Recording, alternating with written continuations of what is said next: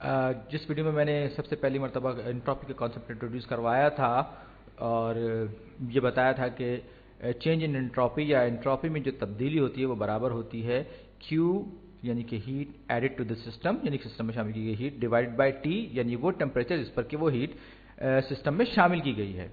और ये कि ये एक वैलिड स्टेट वेरिएबल है कार्नोट साइकिल में, और कार्नोट साइकिल क्योंकि एक रिवर्सिबल होता है, तो ये मैं थोड़ा सा रिव्यू करने जा रहा हूँ यहाँ पे। उम्मीद है आप इसको बुरा महसूस नहीं करेंगे। तो ये पीवी डायग्राम पे ये मेरी इनिशियल स्टेट थी सिस्टम में, और फिर मैं एक आइसोथर्म डिफाइन करते हुए मैंने पेबल्स हटाए, कंकर पत्थर हटाए मैंने, और फिर मैं ये एक स्टेट से दूसरी स्टेट में गया। फिर मैं एडियाबैटिक यानी कि मैंने सिस्टम को आइसोलेट किया, और फिर मैं एक और स्टेट में गया। फिर मैं वापस आना शुरू हुआ, मैंने कुछ और पत्थर ऐड किए एक और दूसरे आइसोथर्म पे दूसरे टेम्परेचर पे, और फिर मैं एक और स्टेट थर्ड स्टेट या सी में पहुंचा, और उसके बाद फिर मैं वापस अपनी इनिशियल स्टेट पे चला गया एडियाबैटिकली, यानी कि मैंने सिस्टम को एक बार फिर आइसोलेट किया। और ये मैं बहुत दफ़ा पिछली चंद वीडियोस में ये सारा का सारा थॉट एक्सपेरिमेंट कर चुका हूँ। तो ये जो है ये टेम्परेचर T1 था और ये T2 था रिजर्वॉयर का, और यहाँ पर सिस्टम में हीट ऐड जो की गई थी वो Q1 थी, और यहाँ से जो हीट रिलीज हुई वो Q2 थी, Q1 और Q2।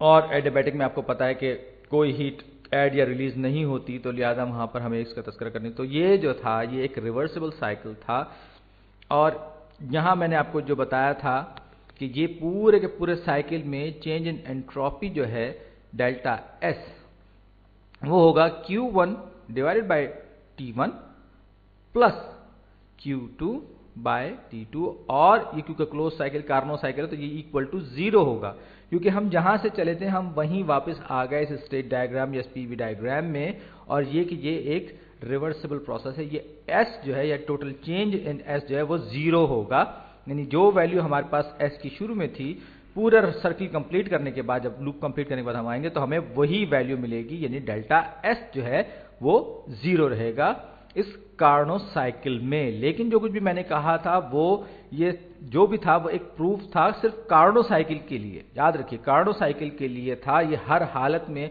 ये बात सही नहीं होती, क्योंकि कार्नो साइकिल एक रिवर्सिबल प्रोसेस है, ये रिवर्सिबल के लिए था जो भी मैंने प्रूफ पिछली चंद वीडियोस में एंट्रोपी के हवाले से किया था। और मेरा ख्याल है कि शायद मैं उस प्रूफ में इतना ज़्यादा उलझ गया था या भूल गया कि मैं ये बताना भूल गया आपको कि ये जो कंडीशन है डेल्टा S इक्वल टू 0 वाली क्लोज लूप में वो सिर्फ रिवर्सिबल प्रोसेस के लिए वैलिड है, यानी कि हम क्वाज़ी स्टैटिक स्टेट में रहते हुए पूरा को पूरा मूव करें और फिर वापस उसी स्टेट में आए, लेकिन सिस्टम जो है वो रिवर्सिबल। अब ये देखिए, जैसे कि आपको याद होगा हम बहुत मरतबा ये पिस्टन वाला ये कंटेनर बना चुके हैं। ये पिस्टन है हमारे पास, और इसके ऊपर हमारे पास ये पेबल्स या कंकर पत्थर रखे हुए हैं। ये बहुत मरतबा मैं बना चुका हूँ, और ये जब हम क्वाज़ी स्टैटिक की बात करते हैं तो ये हमेशा क्लोज टू द इक्विलिब्रियम रहता है, कंकर हटाएं चाहे ऐड करें। तो ये क्वाज़ी या क्वासी स्टैटिक स्टेट में रहता है। ये एक शर्त है रिवर्सिबिलिटी की, किसी भी सिस्टम के किसी भी प्रोसेस के रिवर्स होने की थर्मोडायनेमिकली।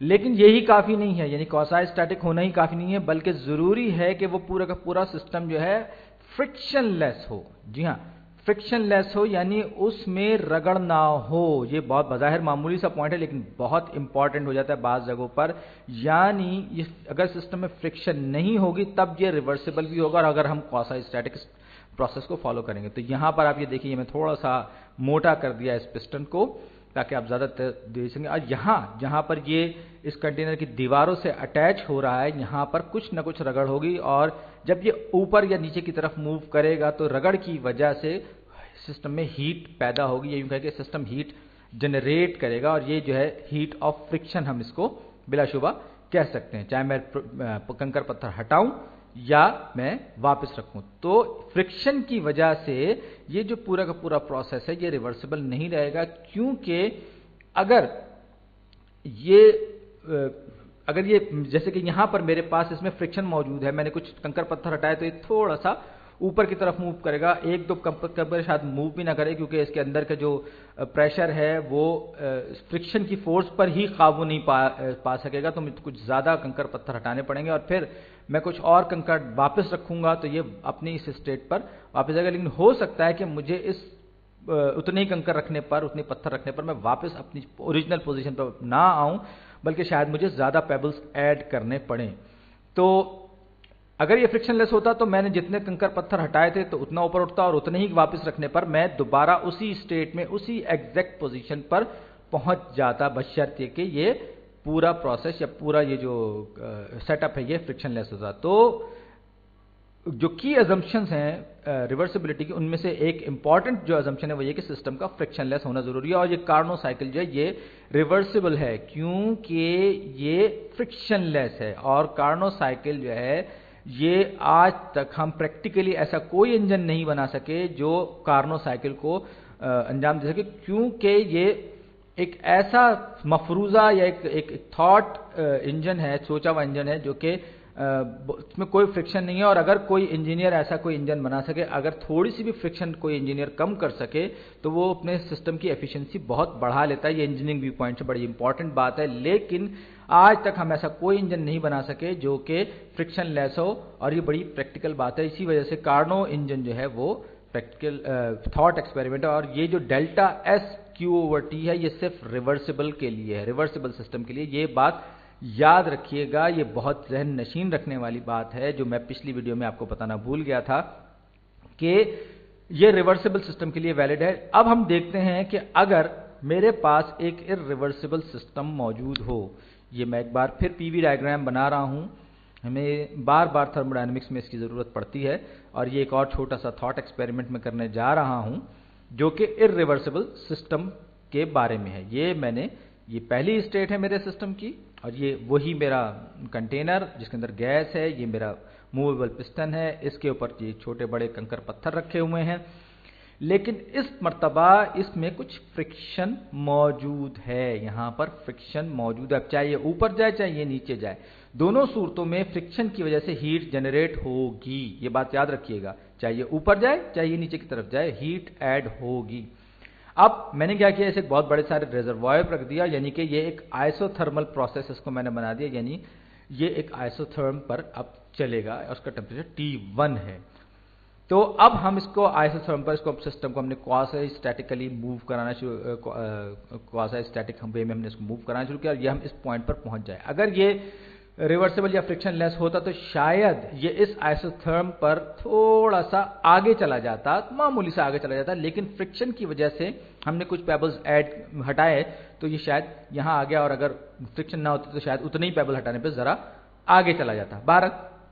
तो अब हम इस पीवी डायग्राम को अगर देखें तो हम एक पॉइंट ए से, पहले पॉइंट से पॉइंट 2 तक हम पहुंचे, और फिर हम वापस कुछ रॉक्स या पत्थर ऐड करते हुए वापस पहुंचे। जरूरी नहीं है कि हमने एग्जैक्टली उतने ही पत्थर वापस, क्यों हो सकता है हमें ज्यादा ही करने पड़े क्योंकि फ्रिक्शन मौजूद है, ये बात याद रखिएगा। तो इस सूरत में डेल्टा यू जो कि एक स्टेट वेरिएबल है, टोटल डेल्टा यू जो है, डेल्टा यू यानी कि internal energy of the system, वो 0 होगी। लेकिन वो किसके बराबर होती है, वो होती है डेल्टा यू ऑफ एक्सपेंशन, यानी उस सूरत में जब आपने सिस्टम को एक्सपेंड कराया, plus delta U of contraction, यानी यहां से जब हम वापस गए अपनी ओरिजिनल स्टेट में। तो जब हम पहली स्टेट से दूसरी स्टेट में और फिर दूसरी स्टेट से वापस पहली स्टेट में आते हैं तो डेल्टा यू क्योंकि एक वैलिड स्टेट वेरिएबल है हर सूरत में, तो ये डिपेंड इस बात पर नहीं करता कि आप कैसे वहां पहुंचे, या सिस्टम रिवर्सिबल है या इर्रिवर्सिबल है, ये एक यूनिवर्सल वैल्यू है। तो डेल्टा यू एक्सपेंशन का मेरे पास क्या होगा, आपको याद होगा कि डेल्टा यू डिपेंड करता है टेम्परेचर पे, ये बात भी याद रखिएगा। तो डेल्टा यू एक्सपेंशन का हीट एडेड यानी Q A, heat added to the system यानी कि सिस्टम में शामिल की गई हीट, किस, और minus work done by the system. याद रखिए वर्क को हम पॉजिटिव लेते हैं, लिहाजा अगर सिस्टम ने वर्क किया है तो उसे हम माइनस लेंगे, प्लस यहां पर एक एक्स्ट्रा टर्म हमारे पास आ रही है और वो है क्यू एफ, यानी जब ये ऊपर जाएगा तो इस रगड़ या फ्रिक्शन की वजह से ये जो सिस्टम है ये कुछ न कुछ एक्स्ट्रा हीट जनरेट करेगा, पैदा करेगा, और वो उसको हमने नाम दिया है क्यू एफ का। तो ये जो इंटरनल एनर्जी चेंज है एक्सपेंशन की सूरत में ये होगा Q A minus work done by the system, system का किया हुआ काम। और QF यानी कि वो हीट जो कि फ्रिक्शन या रगड़ की वजह से इस सिस्टम ने पैदा की है यानी जनरेट की है। अगर फ्रिक्शन नहीं होती तो ये हीट कभी भी ऐड नहीं होती, ये बात आप याद रखिएगा। ये फ्रिक्शन ही की वजह से ये सारी की सारी हीट जो एक्स्ट्रा हमारे पास आई है ये जमा हुई है।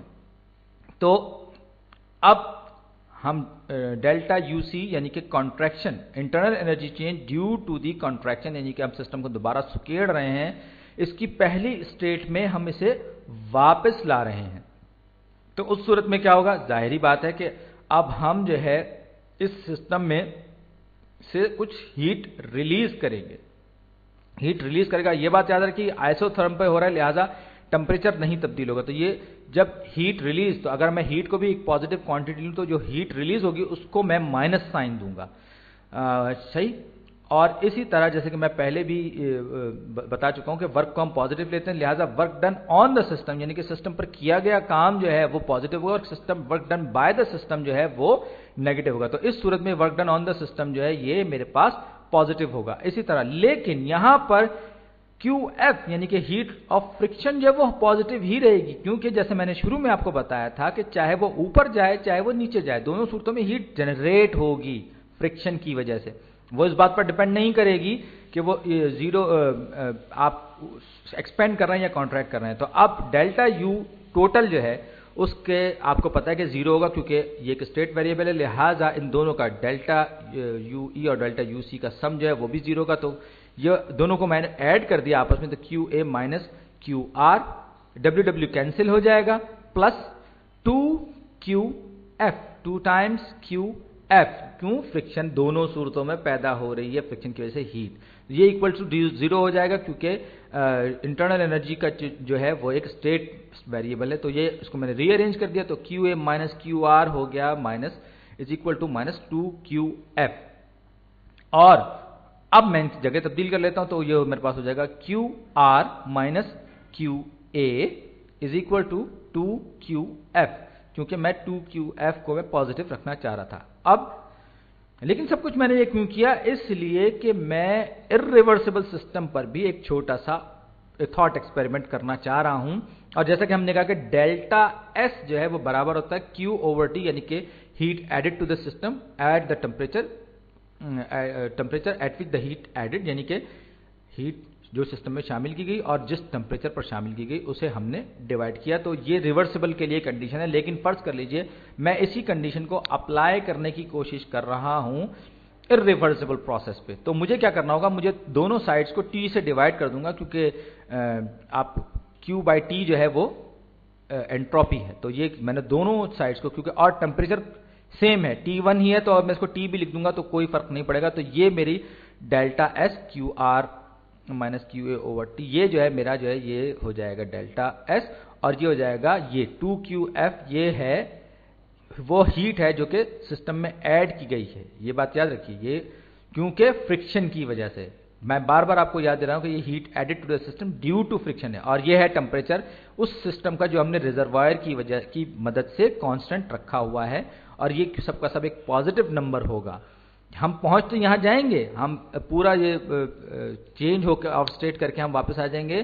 तो अगर ये स्टेट वेरिएबल होता तो ये जीरो होता, लेकिन ये जीरो नहीं है, लिहाजा डेल्टा S स्टेट वेरिएबल होगा सिर्फ उस सूरत में जब हम रिवर्सिबल प्रोसेस की बात करेंगे। लेकिन हम दूसरी कंडीशंस में भी, यानी कि इर्रिवर्सिबल कंडीशंस में भी एंट्रोपी पर बात कर सकते हैं, लेकिन जरूरी नहीं है कि हम उसको as a state variable treat करें दूसरी कंडीशन में। अब ये देखिए, ये एक मैंने और एक एग्जांपल बनाई। अब यहां पर मैं एक चेंज इन एंट्रोपी मालूम करना चाहता हूं, और ये एक सिस्टम है जो कि अजीब व गरीब सा पाथ बनाता हुआ जो है यहां से यहां गया, और यूं समझ लीजिए कि ये था तो क्वासा स्टैटिक ही, लेकिन पाथ जो था वो बड़ा अजीब व गरीब किस्म का पाथ था, डिफरेंट टेम्परेचर्स रहे और हमने कुछ हीट एडिट की, लेकिन हम A से B या एक स्टेट से दूसरी स्टेट तक पहुंच गए।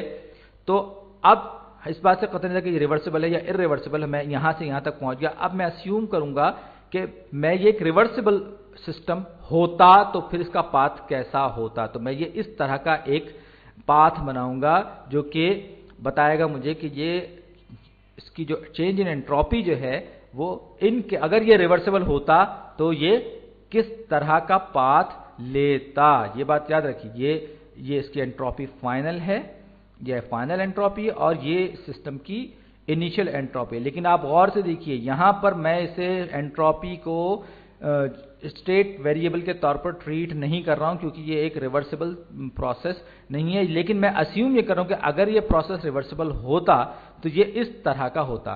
तो ये जो फ्रिक्शनलेस वाला जो पॉइंट है, ये कुछ मामलात में मामूली है, लेकिन उमूमन ये बहुत अहम है। और ये जो डेफिनेशन है delta S Q over T जो है, ये वैलिड है सिर्फ और सिर्फ रिवर्सिबल्स के लिए। और आपको इस बारे में बिल्कुल क्लियर होना चाहिए, मुझे भी क्लियर होना चाहिए था, लेकिन मैं आपको बताना भूल गया था। उम्मीद है कि आप इसको याद रखें कि ये रिवर्सिबल के लिए